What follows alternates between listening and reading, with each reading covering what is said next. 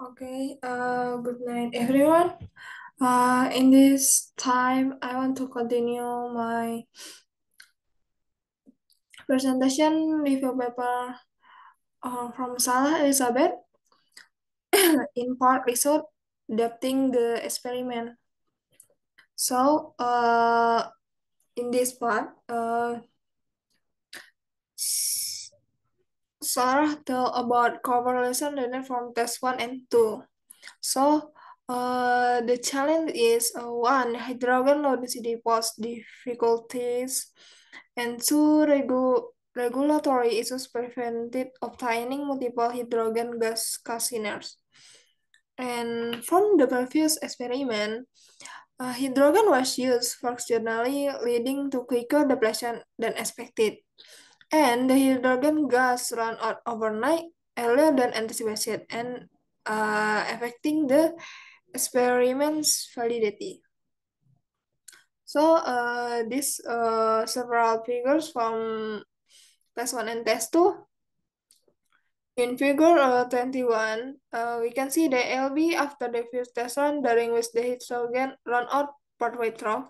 A thick oxide layer formed on top of the resolidified surface. So the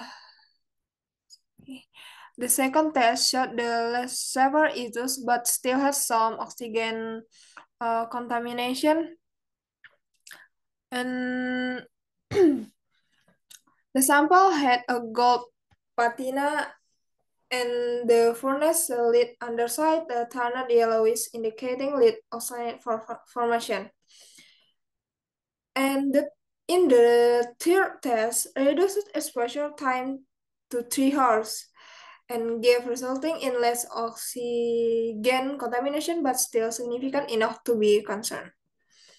And then running pure hydrogen torque system present inherent defocus. In figure 22, we can see that the test piece of the foreground of free foreground and shear background after the first test run, a dark oxide layer visible on the both of them, indicating the significant oxygen uh, contamination occurred. So, about hydrogen diffusion, you can see from figure 23, the lead profile from the underside furnace lead has a distinctive yellowish color, indicating the lead oxide formation. You can see from this. And in this part, hydrogen diffusion modeling is modeled as static system due to snowfall. And the experimental setup should still tubbing at room temperature and use hydrogen diffusion experiment. Uh, this experimental setup use the hydrogen diffusion constant D of 10, 10 power minus 4 centimeter quadrat per second with test duration in 30 hours and characteristics division line use formula 2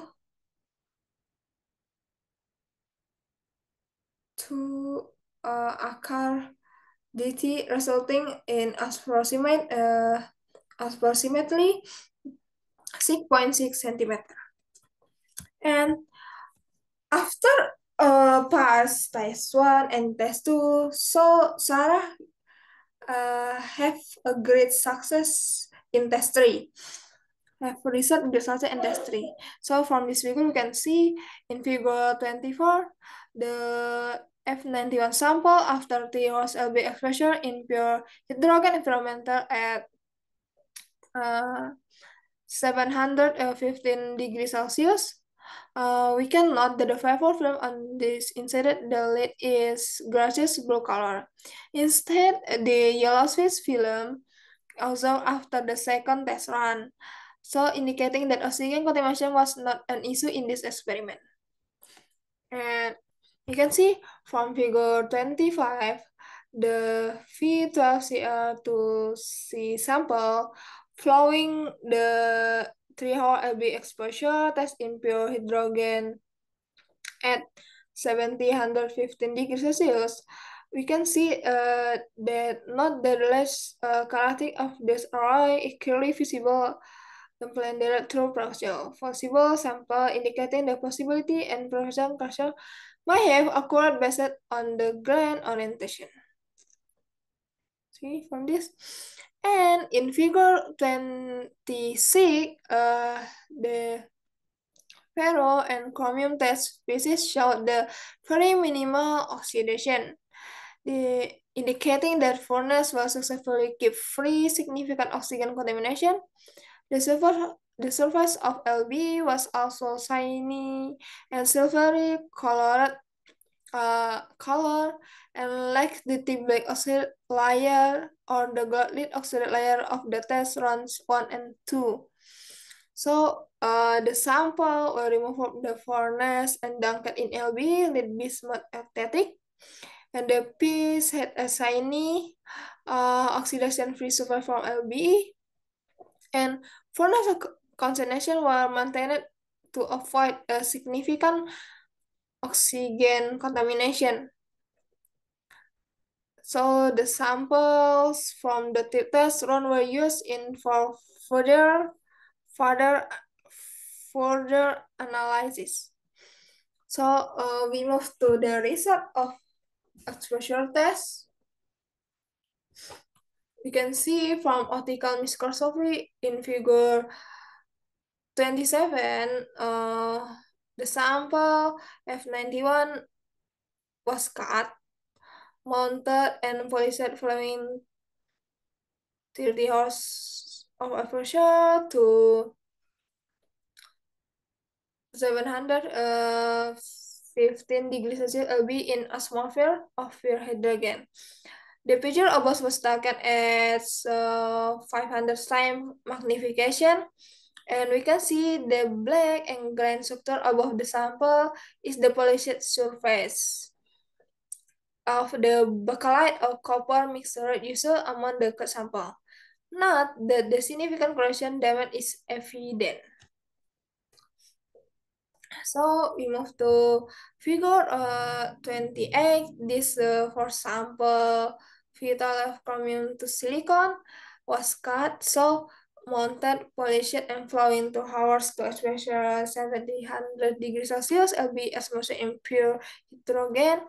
And the picture above was taken at 500 times magnification, and we can see the black angle structure of the sample is merely polished surface of the tackle burgomaster among the sample. Not the significantly less corrosion damage is observed of the surface comparison sample figure 27 as affected for versus static LB corrosion studies using the material. So you can see that corrosion has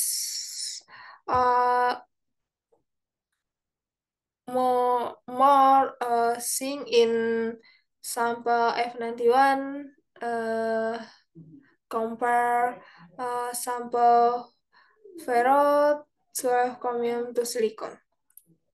So move to the scanning electron microscopy sim. From figure 29, we can see ferro 12 chromium to silicon shown as 230 times magnification. Some corrosion damage is evident, although it's more obvious and higher magnification. So the damage is not as extensive as sustained by F91. The attack channel seem the propagating parallel to the surface rather than orthogonal to interface. You can see this. And this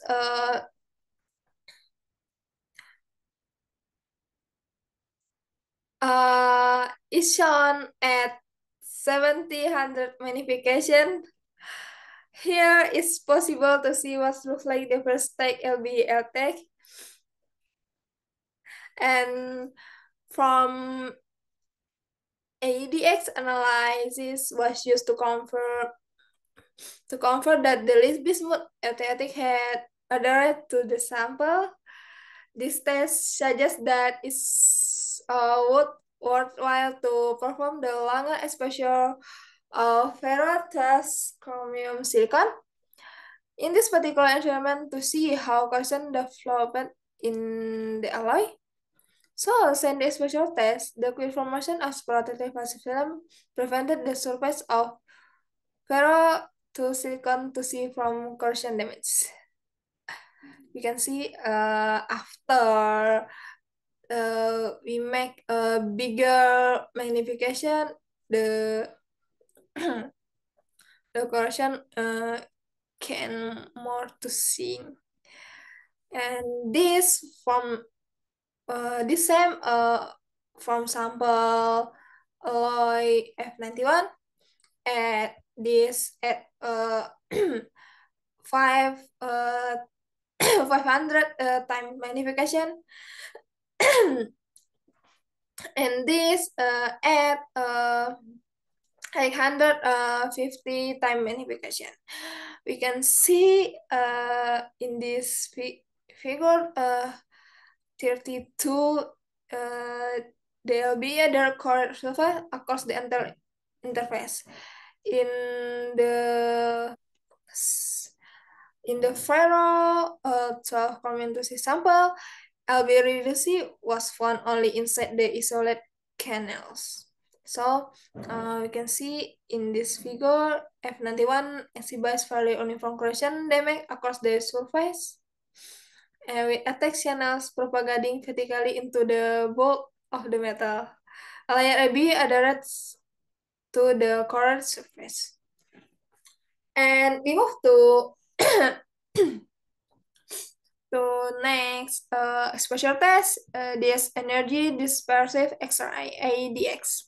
So this result from ferro 12 chromium to C sample. In this figure 33, we can see the section of the sample occur with this analysis was performed. There has been LB attack LDS allowed to compression the LB inside the attack zones. You can see. And in this figure, a scan of relevant elements in the sample, ferro and chromium are visible in the sample. Pink and dark blue.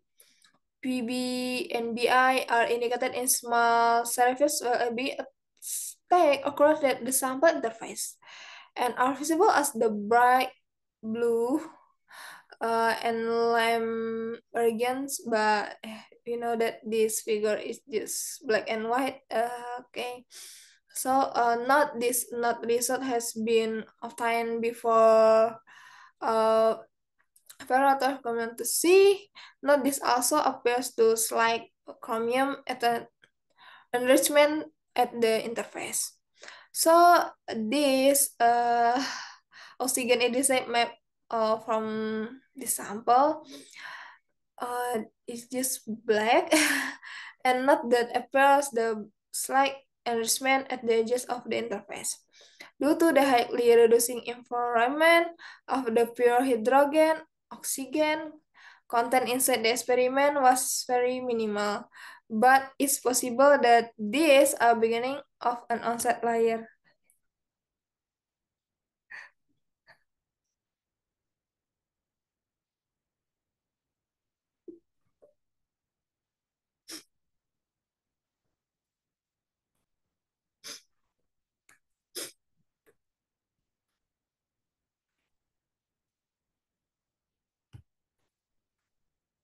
So we move to ADX from F91 sample.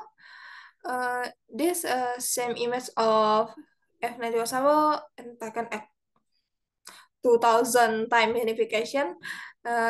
In this area was scanned of element concentration with ADX. The interface corroded with a layer area in surface. So you can see this. Yeah. And this can F91 interface show the concentration of ferro and chromium as well as PB and BI. There's a significant amount LB has remained on the super sample, which characterizes LB constant atom in the metal. CR dark blue appears the depleted at the interface. Okay.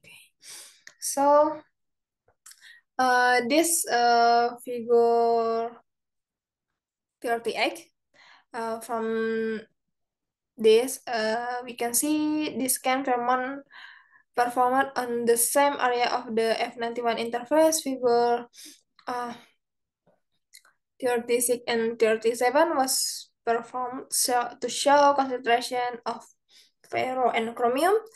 Now, the significant chromium depletion has occurred to the sample interface.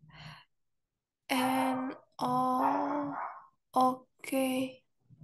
Uh, and the depleted CR yellow image uh,